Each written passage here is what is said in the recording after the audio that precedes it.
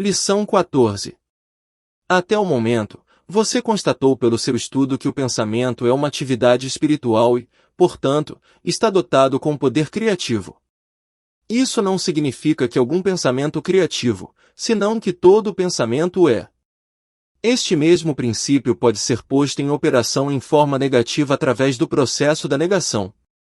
O consciente e o subconsciente não são senão duais fases da ação em conexão com uma mente. A relação entre o subconsciente e o consciente é muito análoga à existente entre um catavento e a atmosfera.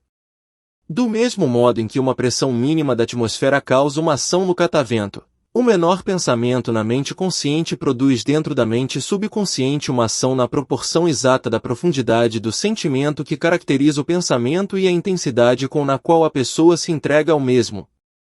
Disso se conclui que se você decide rechaçar alguma condição insatisfatória, você lhe está retirando o poder criativo de seu pensamento, e deste modo, você a está cortando pela raiz e consumindo sua vitalidade.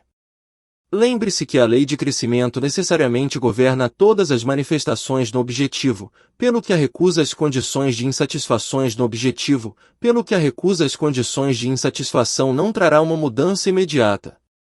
Uma planta permanecerá visível por algum tempo depois de que suas raízes foram cortadas, porém, gradualmente se desvanecerá e eventualmente desaparecerá, do mesmo modo que ao retirar de seu pensamento a contemplação das condições insatisfatórias terminará gradual, porém, certamente, com essas condições. Você verá que este é um rumo de ação exatamente oposto ao que naturalmente nos sentiríamos inclinados a adotar. Este, portanto, terá um efeito exatamente oposto ao que normalmente acontece. A maior parte das pessoas se concentrará intencionalmente nas condições insatisfatórias, dando-lhes, portanto, a medida de energia e vitalidade necessárias para prover-lhes um vigoroso crescimento.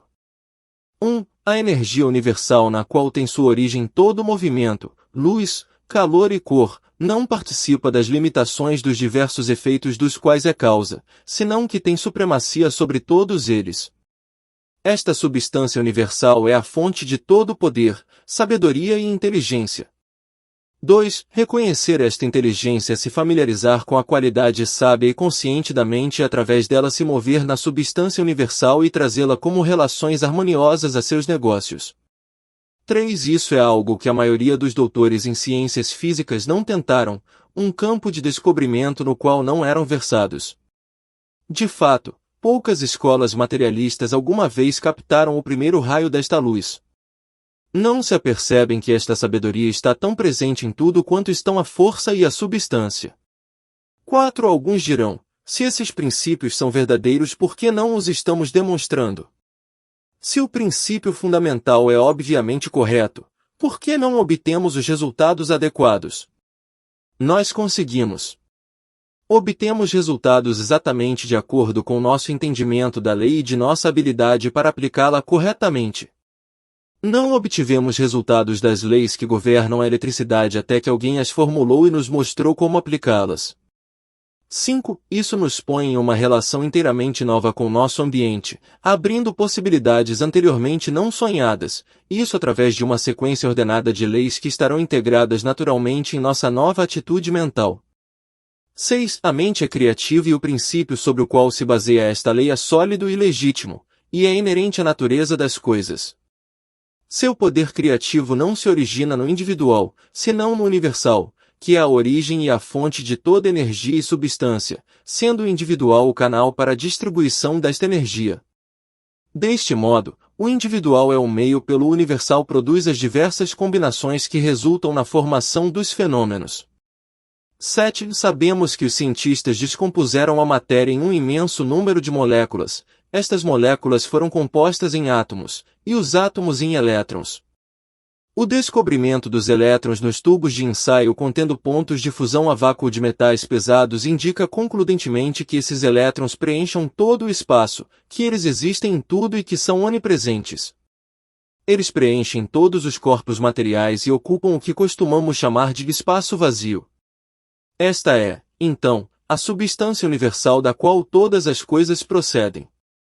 8. Os elétrons poderiam permanecer como elétrons para sempre a menos que se lhes dirija aonde ir para serem conglomerados como átomos e moléculas, e este direcionador é a mente. Um número de elétrons revolvendo-se em torno de um centro de força constitui um átomo.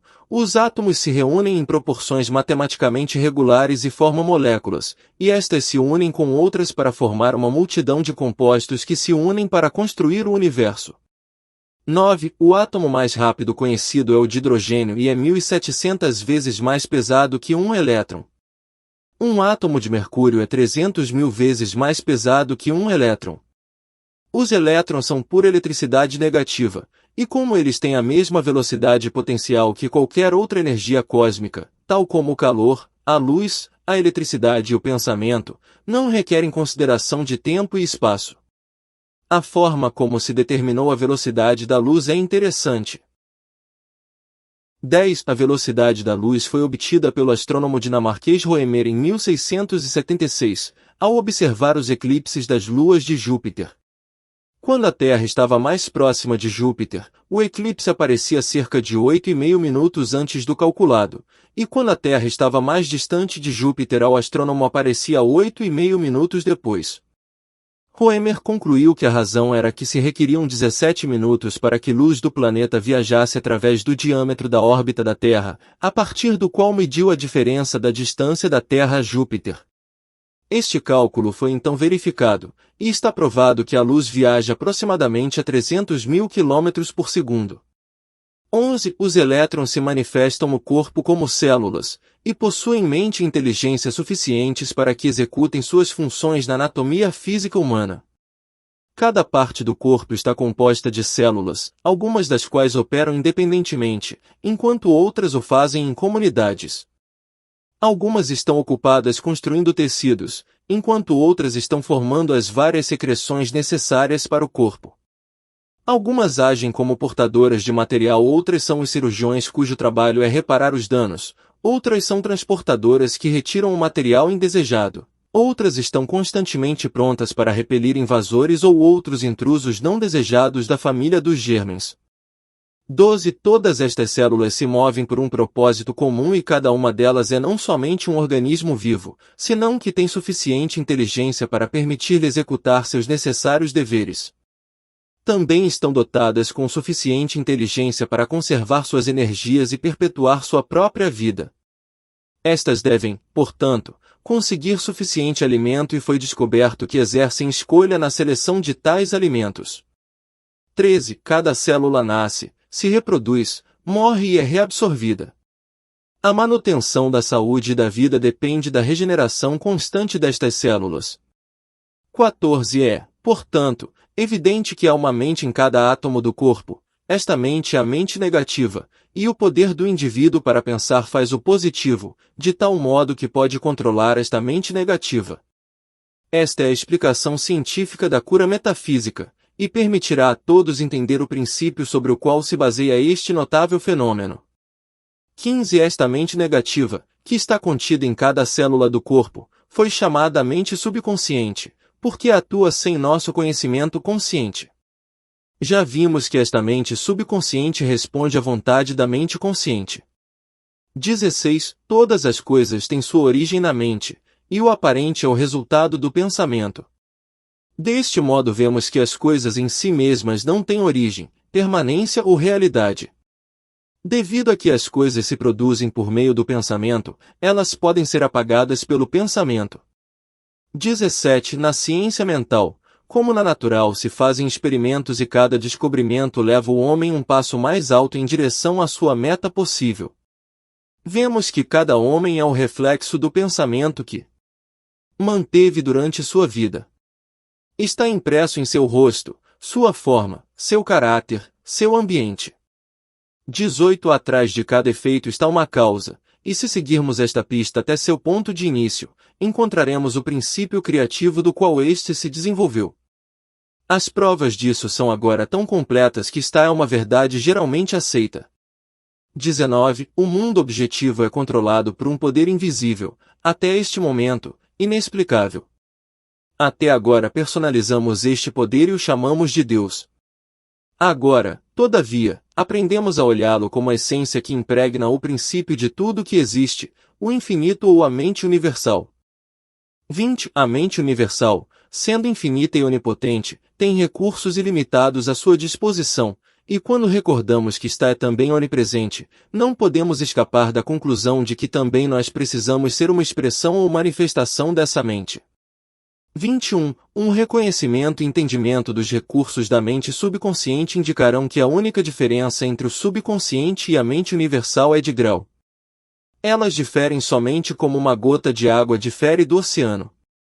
São as mesmas em tipo e qualidade, a diferença é somente de grau. 22. Pode você apreciar o valor deste fato de importância capital?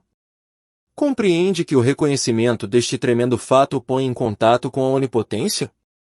Se a mente subconsciente é a conexão entre a mente universal e a mente consciente, não é evidente que a mente consciente pode conscientemente sugerir pensamentos que a mente subconsciente porá em ação e que a mente subconsciente é uma com a universal?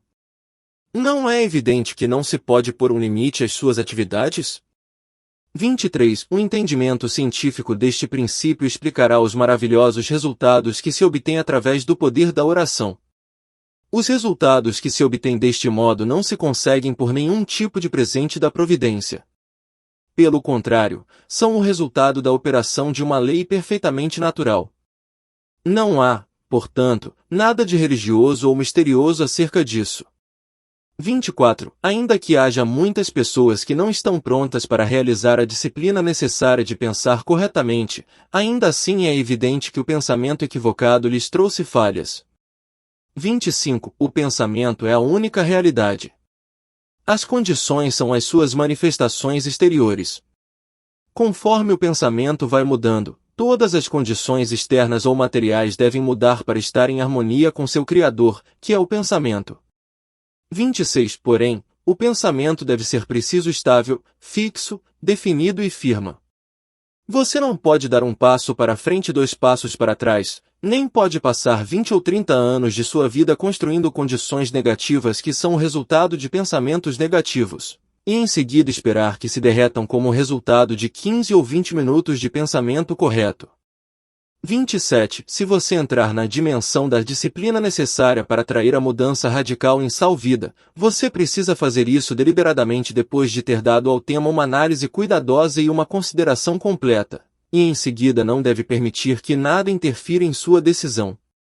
28. Este princípio, esta mudança de pensamento, esta atitude mental não somente lhe trará as coisas materiais que são necessárias para seu melhor e mais alto bem-estar material, senão que ainda lhe trará saúde e condições harmoniosas em geral. 29. Se você deseja condições harmoniosas em sua vida, você precisa desenvolver uma atitude mental harmoniosa. 30. Seu mundo externo será um reflexo de seu mundo interno.